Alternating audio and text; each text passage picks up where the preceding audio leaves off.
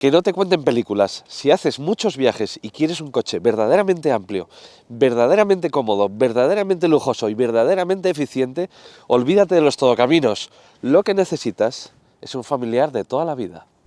Para escoger tu próximo coche, visita quecochemecompro.com, el comparador de Diario Motor. La versión familiar del Mercedes Clase de nueva generación es un coche que está a caballo entre dos mundos. Si me permitís el símil, es como una de esas tortillas de patata en vaso que se beben. Por formato y por filosofía, este es uno de los coches más tradicionales de Mercedes. Esto es un familiar diésel, un tipo de coche que Mercedes lleva más de medio siglo produciendo. Pero por otra parte es el buque insignia de la tecnología más puntera de Mercedes. Asistencias a la conducción avanzadísimas, conectividad de última generación, pantallas por doquier, luces, un auténtico espectáculo. Sabe como la tortilla siempre, pero a algunas personas le va a chocar que esa tortilla haya que beberla.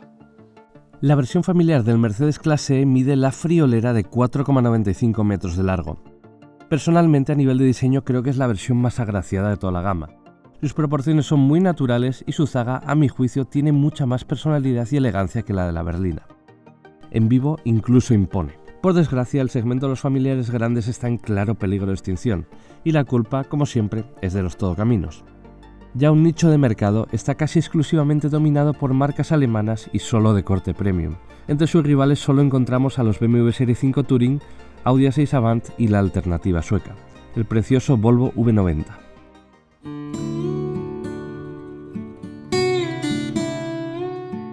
Ese choque de trenes entre modernidad y tradición es patente en cuanto entramos al interior del Mercedes Clase E. Sentimos que estamos entrando en el interior de una nave espacial. Posiblemente este es el interior más tecnológico, más vanguardista y más futurista del segmento y en verdad de una parte importante del mercado. De entrada tenemos una pantalla, o mejor dicho, tres pantallas que ocupan el ancho completo del salpicadero.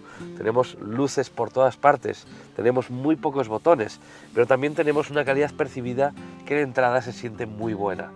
Pero vayamos poco a poco, vayamos paso a paso analizando las claves de este interior. El Mercedes Clase E familiar no es ni un todocamino ni un crossover, por tanto su posición de conducción es más baja que en un todocamino o en un crossover. Vamos sentados cerca del suelo y vamos además con las piernas bastante estiradas. Esta es una posición de conducción que personalmente a mí me gusta, pero es cierto que a personas con problemas de espalda o problemas de rodilla pues pueden no pensar lo mismo.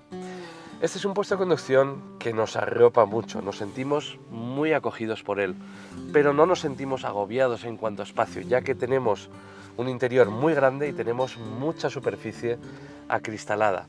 Ahora bien, es cierto que la rodilla nos choca bastante con esta consola central y a la larga, quizás en un viaje muy largo, podría molestarnos algo. Aún así, esta zona está acolchada, por tanto no representa un mayor problema. En cuanto a la ergonomía en sí del puesto de conducción, tenemos un volante que queda a una altura muy correcta, con muchas posibilidades de ajuste y un asiento que es muy cómodo y que tiene de nuevo muchos ajustes. Eso sí, hay que manejarlos desde la puerta.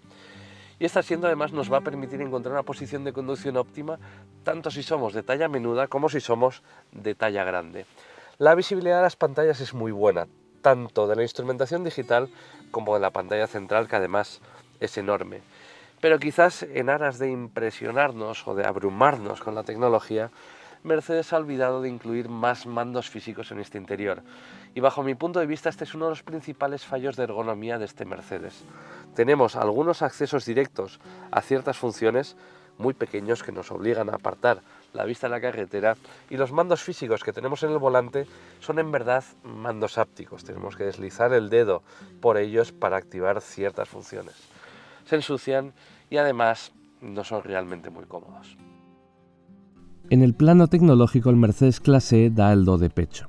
Es un coche cargado de pantallas y la conectividad más vanguardista de la marca alemana. La instrumentación digital tiene 12,3 pulgadas y no solo ofrece varias vistas, sino la posibilidad de ver el mapa o personalizar hasta el extremo la información que ofrece. Tiene muy buena resolución, buen brillo e incluso vista 3D estereoscópica. La pantalla central es horizontal y tiene nada menos que 14,4 pulgadas. El sistema de infoentretenimiento MBUX 3.0 tiene un funcionamiento bastante más intuitivo que sus primeras iteraciones, con un asistente de control por voz de funcionamiento excelente. Es, sin duda, de lo mejor del segmento en cuanto a fluidez, calidad y agrado de funcionamiento. Eso sí, la pantalla para el acompañante, de 12,3 pulgadas, me parece prescindible. Le permite ver el navegador, consumir contenidos o jugar a minijuegos, pero no le veo demasiado sentido existiendo una pantalla central con las mismas funciones. Además, es un extra costoso. Cuesta casi 1.900 euros. Y un detalle que no me gusta es que este coche tenga una cámara integrada en el salpicadero. Teóricamente esto nos sirve para utilizar aplicaciones como TikTok o tener reuniones por Zoom. Yo personalmente no quiero tener reuniones en mi coche y no quiero usar TikTok en el coche. Así que para mí eso es un detalle bastante innecesario, pero por supuesto habrá quien le guste. Otro punto importante a analizar en el interior del Mercedes clase familiar son sus calidades. Este es un coche premium cuyos precios arrancan bastante por encima de los 60.000 euros, por tanto tenemos que ser quisquillosos. Y la buena noticia es que este es un coche que está bien construido. Fijaos, todo el salpicadero, la parte superior de las puertas e incluso la parte superior de las puertas traseras están rematados en un material que imita el cuero. La parte inferior del salpicadero es de plástico blando y lo mismo ocurre en la zona intermedia de las puertas. En esta consola central tenemos un símil de madera, que la verdad se convence bastante bien, y tenemos de nuevo este símil de cuero en la consola central. La solidez es bastante buena, cuesta encontrar materiales que crujan, la verdad, esto es un paso adelante con respecto a otros vehículos de la marca, pero por supuesto siempre hay algo de lo que nos tenemos que quejar, y ya sabéis lo que es eso, ¿verdad? El plástico negro piano. Lo tenemos en los mandos ápticos del volante, se van a ensuciar necesariamente, y lo tenemos también en estas zonas de la consola central del salpicadero donde están las pantallas. Esto es un imán para los microarañazos y para el polvo. De hecho, cuando le da el sol, sobre todo en esta zona de la izquierda, se ve que ya está llena de microarañazos y esto es un coche que tiene menos de 3.000 kilómetros. Y además, como somos quisquillosos, tenemos que seguir metiendo un poco el dedo en la llaga. Todas las superficies que veis en este habitáculo son de plástico, incluso las que parecen metálicas. Estos aros del volante, las levas, los tiradores de las puertas, la manilla de las puertas, los botones de regulación de los asientos, todos ellos son de plástico y podrían ser metálicos, dando un toque más premium. El único detalle metálico que hay son las rejillas de los altavoces Burmester, que es un equipo opcional. Con todo, tenéis que saber que este es un interior de muy buena calidad percibida, que se siente muy sólido, que se siente premium, pero que está quizás un punto por debajo de rivales como el BMW Serie 5. Antes de entrar a las plazas traseras, veamos cómo es el acceso. En primer lugar, fijaos en el tamaño que tiene esta puerta, la enorme longitud que tiene, y fijaos en el buen ángulo de apertura, casi 75 grados. Ahora bien, vais a necesitar bastante espacio al lado del coche. El hueco que libera es un hueco bastante grande, aunque podría ser algo más regular, especialmente en esta zona. Esto nos puede suponer un problema quizás con personas de escasa movilidad o a la hora de cargar y descargar a un niño de su sillita infantil. Porque fijaos, si nos ponemos en la posición para hacer eso, vamos a tener poco espacio, especialmente aquí en esta zona. Sin embargo, los que seáis padres vais a valorar muy positivamente lo a mano que quedan los anclajes Isofix en este coche. Vamos a ver qué tal vamos despacio. Las plazas traseras son uno de los puntos fuertes del Mercedes clase familiar, pero esto es lógico en un coche que mide 4,95 metros de longitud. Esto es viajar en primera clase. Tenemos muchísimo espacio y vamos comodísimos. Fijaos el espacio que tengo hasta el asiento delantero regulado para mi 1,83 m. Cómo puedo meter los pies por debajo del asiento delantero, la cantidad de espacio que tengo hasta el techo, a los hombros. Además, tengo muchísimo espacio en todas las cotas. Eso sí, la plaza central es más alta, el mullido es más duro y además tenemos un túnel central muy marcado, muy ancho y muy alto. Por tanto, esta plaza central es poco aprovechable o solo es aprovechable en viajes cortos. Pero 4 adultos en este coche viajan en absoluta primera clase. Además, tienen mucho mimo los ocupantes de las plazas traseras. Tenemos la misma calidad en las puertas traseras, en las puertas delanteras. Tenemos climatizador de 4 zonas, esto es un extra. Tenemos aireadores centrales, tenemos aireadores en el pilar B Y además tenemos este cómodo reposabrazos con espacio para que anclemos nuestro teléfono y también con 2 portabebidas. Esto es una maravilla, pero aún es más maravilloso lo que os voy a enseñar ahora.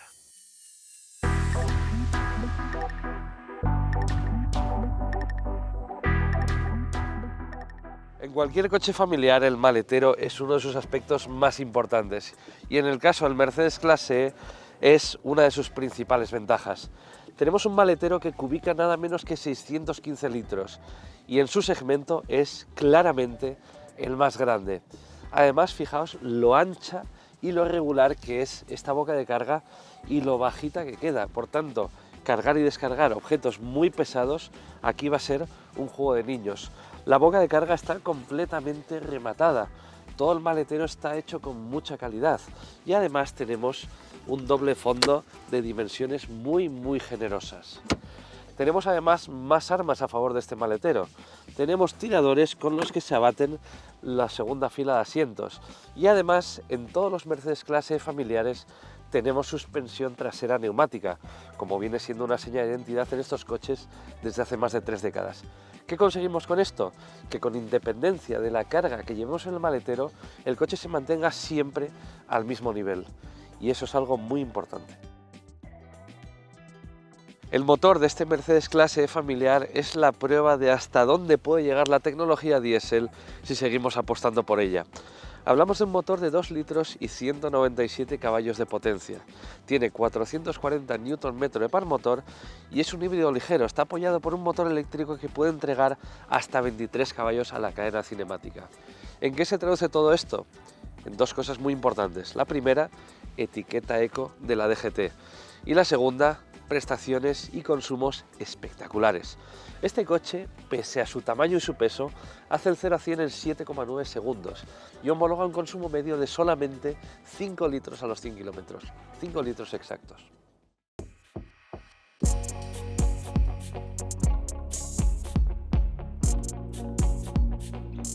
Como lo prometido es deuda, os voy a contar por qué este coche es absolutamente imbatible para viajar. En primer lugar, por su aislamiento acústico. Este es un coche muy bien insonorizado. El motor solamente se percibe al ralentío cuando está frío o cuando demandamos una aceleración muy fuerte. De lo contrario, es un murmullo de fondo. Los sonidos aerodinámicos son inexistentes, cosa que me ha sorprendido bastante para bien.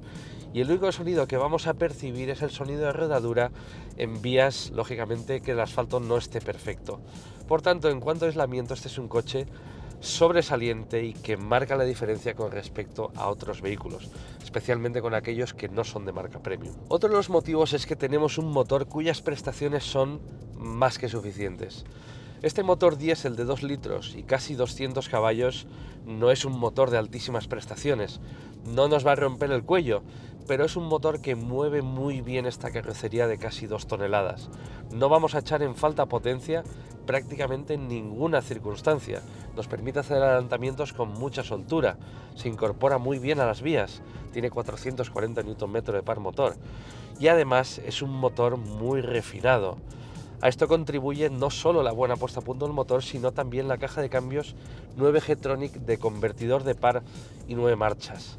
Es absolutamente sedosa, a no ser que llevemos el modo deportivo activado. En ese caso, los cambios de marcha pueden ser un poquito más rápidos y un poquito más bruscos. Pero una conducción normal es suave como la mantequilla.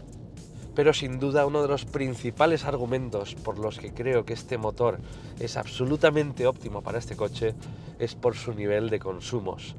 Este es un coche que homologa 5 litros exactos a los 100 kilómetros. Esa cifra de por sí ya es meritoria, pero esa cifra es absolutamente real trasladada a la carretera. Este es un coche que en autopista y en vías rápidas a velocidades legales puede bajar de los 5 litros a los 100 kilómetros con absoluta facilidad. En un ciclo urbano cargado de tráfico hasta arriba, con atascos terroríficos, incluso es incapaz de gastar más de 7,5 litros a los 100 kilómetros. La combustión está tan optimizada y el sistema microhíbrido funciona tan bien que la eficiencia es sencillamente asombrosa. De hecho, es más eficiente que cualquiera de sus rivales. El Mercedes Clase E Estate también puede presumir de una aerodinámica impecable. tiene un coeficiente aerodinámico de solo 0,23. Si a ello le unimos una superficie frontal escasa, posible por ser un coche bajo, y una carrocería larga, el resultado es un coche excepcionalmente eficiente a la hora de cortar el viento. Por tanto, consume poco y genera muy pocos ruidos aerodinámicos en su interior. Ningún todocamino se le acerca en este punto. Otro aspecto a destacar de este Mercedes Clase E familiar es su calidad de rodadura. Ojo, calidad de rodadura no quiere decir lo mismo que tacto dinámico, pero son aspectos bastante relacionados. La calidad de rodadura es ese intangible que nos hace ir cómodos y seguros en un coche. Y en este Mercedes Clase E tenemos una calidad de rodadura sensacional. Es un coche que se siente muy plantado en toda circunstancia. Es un coche quizás imperturbable, uno de esos coches en los que podríamos pasar por una junta de dilatación a 160 km por hora por la autopista en pleno apoyo y no notaríamos absolutamente nada en su interior, nos seguiría aportando mucha confianza. Esa calidad de rodadura también se percibe en el paso por curva. Pese a ser un coche con un tarado que mima a los ocupantes, es un coche cuyo paso por curva puede ser bastante ágil, especialmente si la unidad equipa la suspensión neumática opcional y si equipa el eje trasero directriz. Esta unidad que estamos probando no equipa suspensión neumática ni eje trasero directriz, pero aún así es un coche cuya dinámica nos da mucha confianza y cuyo paso por curva, aún sin ser absolutamente meteórico, es bastante más ágil de lo que parece. Aunque esto lógicamente será algo que podamos explotar más en una versión deportiva de este coche, no en una versión diésel hecha para rodar miles y miles de kilómetros. Pero esta eficiencia está acompañada de un detalle que muy pocos coches tienen a día de hoy. Y ese detalle es un depósito de combustible de gran capacidad. Este coche tiene nada menos que 66 litros de depósito de combustible, una cifra que hoy en día es prácticamente imposible de lograr en ningún vehículo. Incluso coches muy ruteros tienen depósitos de menos de 50 litros. Y al final, un depósito tan grande, de nada menos que 66 litros, se traduce en una autonomía real de más de 1200 kilómetros. 1200 kilómetros sin repostar, 1200 kilómetros que van a hacer que los viajes, especialmente los viajes más largos por carretera, los podamos hacer del tirón, minimizando el tiempo que paramos a repostar. Si lo que queremos es cubrir grandes distancias con un coche, necesitamos un depósito como este.